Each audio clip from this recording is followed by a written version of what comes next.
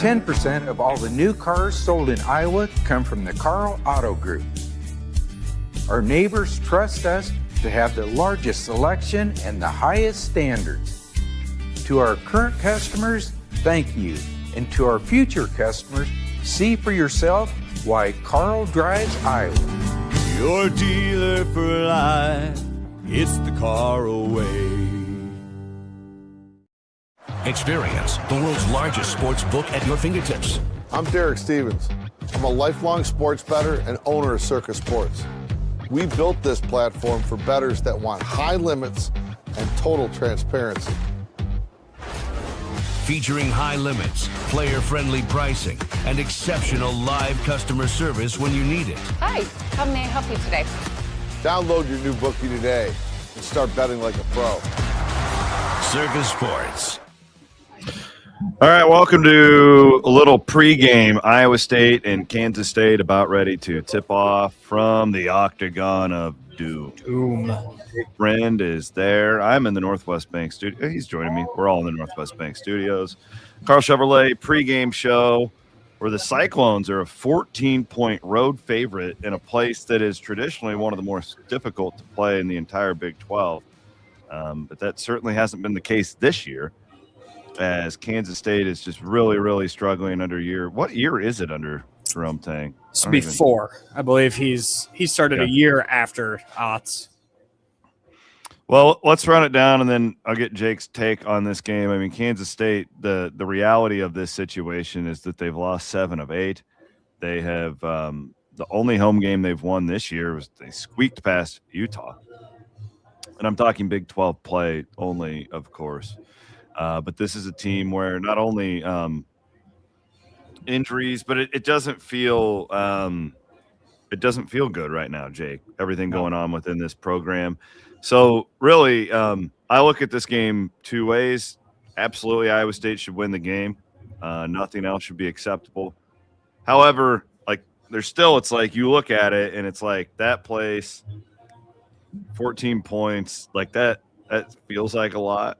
But I also think Iowa State's a really good basketball team that's playing at a really high level right now. So what do you think?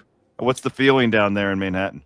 Yeah, I mean, I think confidence around Iowa State and that they deserve to be confident the way they've played the last 3 games, and that you'd hope that confidence spills into today, and that, yes, Iowa State knows how good they are and how good they can be, but it's sustaining that. And I trust that whatever funk got into this team early in Big 12 play, I trust that they've learned what it takes to overcome that. And you hope that they continue to do what they've been doing. They don't have to hit the shots at the level that they were to win this game. They don't need an A game by any means, but they got to come out and throw the first punch, throw the second punch, throw the third punch.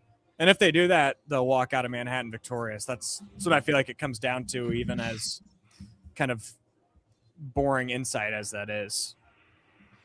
No, I don't think so. And when I originally looked at this schedule, it felt like honestly, it felt like you get through Colorado, like to me, and I'm probably overplaying the Manhattan thing. Full disclosure, I think most old school Big 12 people are and will, because we've seen a lot of weird things happen in that building. I mean, 2 years ago, Iowa State wasn't supposed to lose that game, and they did. But when I looked at this schedule, a month and a half ago, it was like get through Colorado, and then it's kind of on. Doesn't really feel like that right now with the way that Baylor has played, with the way that Kansas State has started. It kind of feels like get through the next 2 now, and then it's kind of on. But that it would be a really, really nice piece for Iowa State if you come off of the Kansas and Cincinnati losses, and if you could win 4 in a row, which included 2 road games against a pretty decent Oklahoma State team. And then what I think is just turning into be a bad Kansas State team. And let's talk about that, Jake. You've watched them more than I have. Listen, what I have seen, it doesn't look like they play together very well. It doesn't look like they're pieced together very well. They have one really good player and then just guys kind of running around is the vibe I get. Do they have a last stand in them, I guess? Because that's the only thing. It's like, Do they have enough talent to be like, this is all right, listen, block out the noise, right? Does Kansas State have that in them? And could Iowa State be the prey today? Is that even possible in your opinion? I mean, I think it's always possible. I mean, we saw it last year with I do think last year's Kansas State team is better than this year's Kansas State team. But what was Iowa State? 15-point favorites at Hilton Coliseum last year. And K-State came into Hilton and whooped them, beat them by 20 on their home floor. So, granted, they were playing better going into that game last year, and Iowa State was kind of tail spinning heading into that. But I do think there always is the possibility of that dead cat bounce, and not that. I mean, K-State fans have probably felt like that's happened 10 times this year, and they've been waiting for it, and it hasn't happened. But it's always capable when you've got a guy like PJ Haggerty who'll probably play in the NBA. At the very worst, he's a G League player. But the other thing they're battling is injuries. Like, they're missing 2 starters. They've been out for the last few games. They're missing a big guy off the bench. There's been some drama around that. Missing a scorer off the bench. Like, it's the message boards are going nuts about that situation. Yeah, it's not a good situation here in Manhattan, but we know there's history. I know, like, I don't know how much the K-State players know about what's happened the past couple of years, but I know Jerome Tang knows about it, and I'm sure that he's treating this game like it's a big deal today, just as Iowa State is. So it's that's the one thing I can guarantee you Iowa State's not going to. Well, you know who played in that game, right? Damon Lipsey, Milan Momcilovic, like, they were there. They were in the locker room. They knew what happened. So even if Jamarian Bateman and Killian Torrey have to be filled in on it, 2 of the team's leaders, I mean, Kelderman was around. So, like, it's well known, and I think Iowa State probably wants to win this one pretty bad. I would certainly guess that is the case. And then everything's out there to play for. Let's just go through. I like to do for the more casual fans, and I feel like one with Kansas State this year. The bigger the Big 12's gotten to, I don't have time to watch every game like I did when it was a round robin. It's hard. Right? Like, it's almost, and I feel like I watched Kansas State play Kansas that night on the 24th. We were together, Jake, and we watched that. I did watch some of that Utah game. And they played well. Yeah.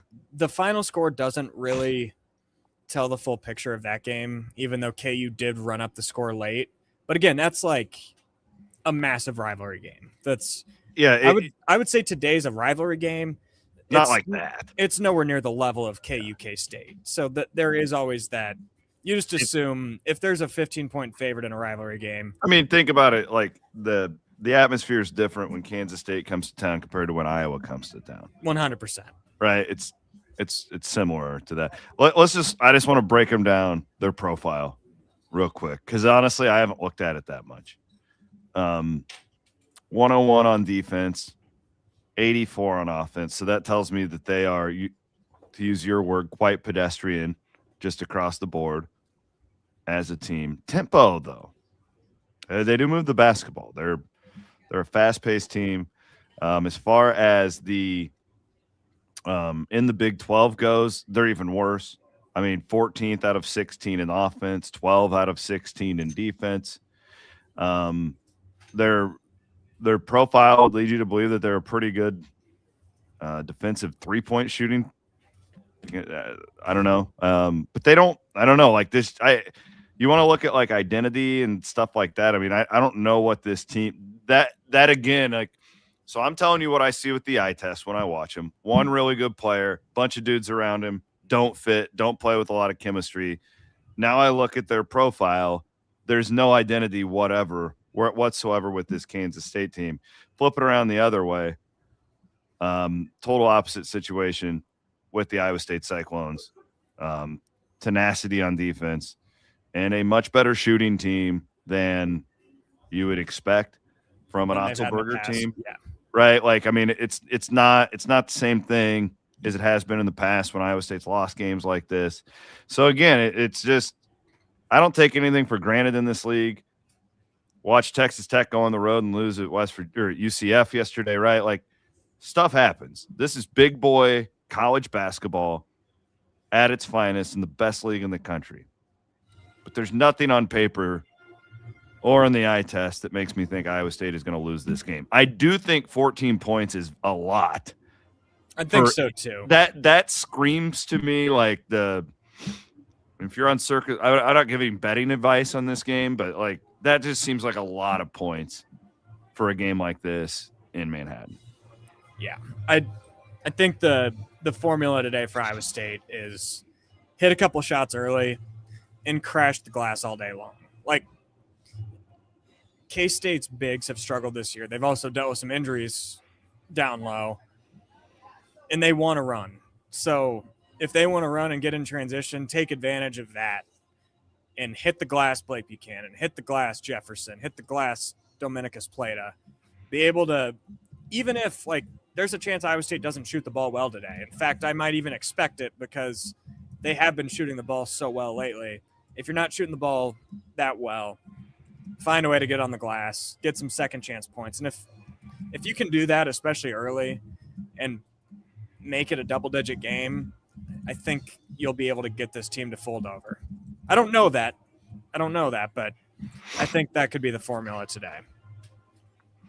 Well, I'll be here post-game. Jake's going to be there covering the game courtside for us at Cyclone Fanatic, all across our social media platforms. And then sitting really close to your parents. Oh, yeah, my folks are there. I think they told me second row right behind I saw them. I saw them on my way over here. Talk to them and Steve Kemp. Great friends of the program. Dad was pretty fired up last night. Yeah, I think Dad gave every member of the team a pep talk. So if the Cyclones don't win today, you can blame Mike Williams.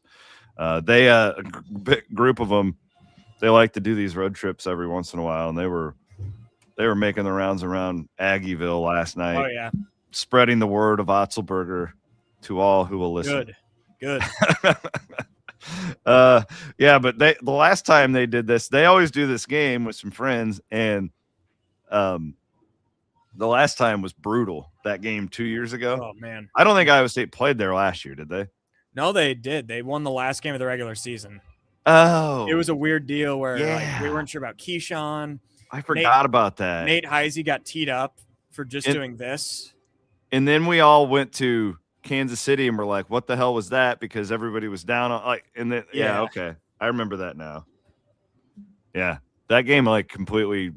I watched that in St. Louis. I was at the Missouri Valley tournament. So I remember I was freaking out about it and they handled them pretty easy. So good bounce back for them last year, but different spot today for both teams. Different spot. Otz is one of the great bounce back coaches I've ever covered.